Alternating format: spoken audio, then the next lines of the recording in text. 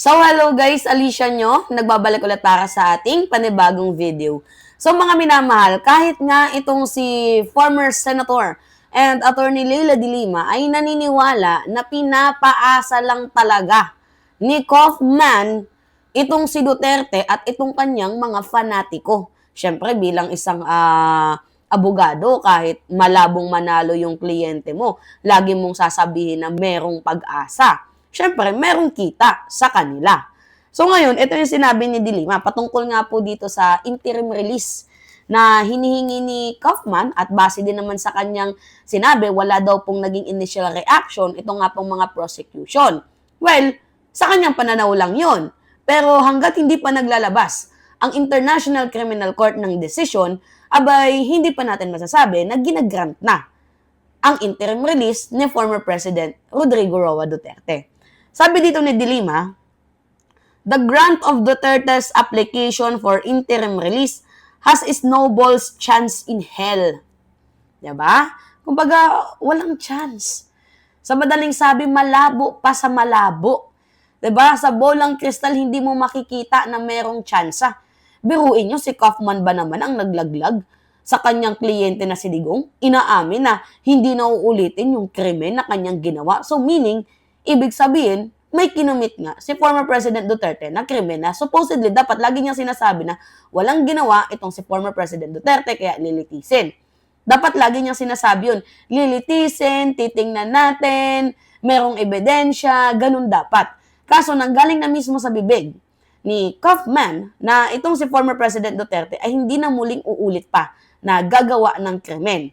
So basically, meron na doong admission na itong si former President Duterte ay gumawa nga ng krimen. Ano-ano yung mga krimen na yon na napapaloob sa International Criminal Court kaya siya nabigyan ng warrant of arrest? Nandoon yung rape, crimes against humanity, war crimes, genocides, at iba pa.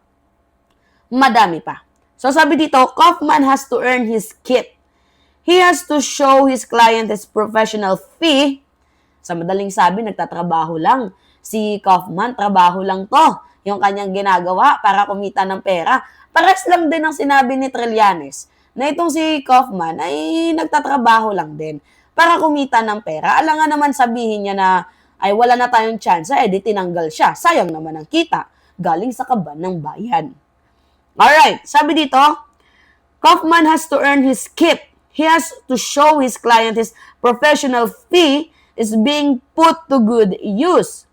He also has to sustain the hope and moral of the DDS fanatics for the political survival of the Duterte's dynasty. Kaya gumagawa ng ingay, malapit na malaya si Digong. Yari kayo, magbabalik na si former President Duterte. Ang dami kong nakikita mga post na ganyan. Kumbaga, nabigyan ng pag-asa yung mga DDS.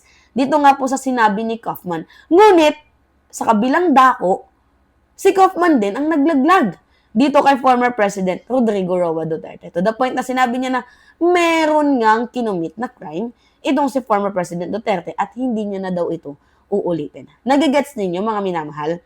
Yung interim release ni former President Duterte, pwede namang i-grant yan kung maliit lamang yung kanyang kaso. Katulad ng mga iginrant din ng International Criminal Court before. Ano yung mga kaso na iginrant ng ICC? Obstruction of justice. Kay Digong sobrang iba. Yung kaso niya, malakihang pagpatay. War crimes. 'Di ba? Crimes against humanity. 'Di ba? Malaki ang grupong pagpatay ng mga tao. Yan yung issue ni former President Duterte. Hindi basta-bastang ano lang yan. Simpleng murder or simpleng homicide. Yan ay malakihan, malawakang pagpatay. Yung mga naigrant ng International Criminal Court ng interim release before is yung mga kaso lang nila, mga maliliit. Katulad ng obstruction of justice, yung nakikialam sa kaso ng iba. At hindi naman pinatapon sa malayong bansa kung saan naroroon. Kasi hinaharap pa, 'di ba? Mayroon pa yang palaging pumupunta. So, ang mangyayari kay Duterte, parang house arrest. So, merong bansa na parang gustong kupkupin itong si former President Duterte. Hindi man pinangalanan, pero malabong sa Asia.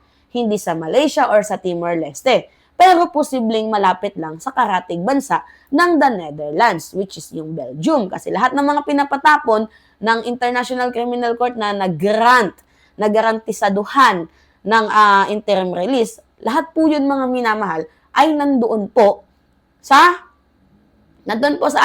sa Belgium. Doon po pinapatapon.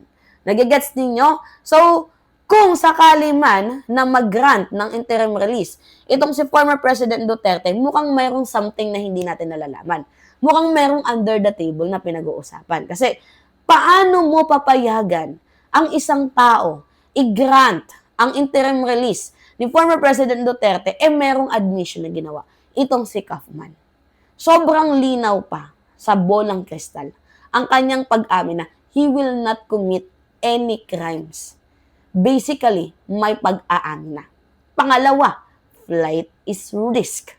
Pwedeng sabihin na, hindi naman kasi tatakas sa si Digong, matanda na yan. Who knows? Hindi natin alam kung ano yung mga moves nila in the future. Lalo pat nandyan yung China na willing din, I think, na itago itong si former President Rodrigo Roa Duterte. Nagigets ninyo mga minamahal, hindi natin alam kung ano yung kayang gawin ng isang napaka-powerful na tao pa hanggang ngayon na si former President Duterte. Gets ninyo mga minamahal?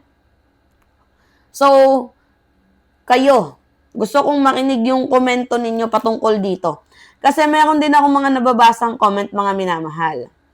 Pakita ko sa inyo na malabo din talaga sa bolang kristal ang paglaya ni former President Duterte.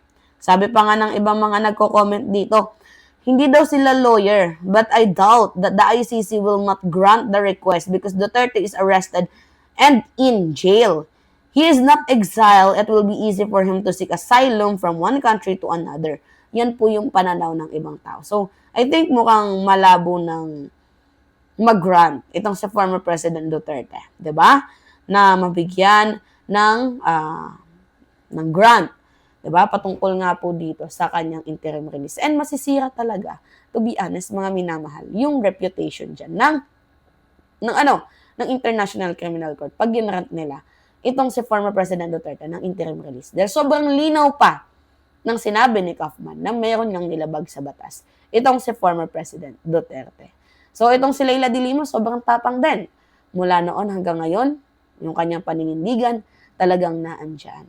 Hindi nagbabago, matapang na tao, may pinaglalaban, walang kinikilingan, talagang tumitindig para sa katotohanan. Alright, ang taong inaapi nila noon, tingnan ninyo mga minamahal, lumalaban. Alright, it's me again mga minamahal, Alicia nyo po, at nagbabalik muli para sa ating panibagong video. Alright, ingat mga minamahal.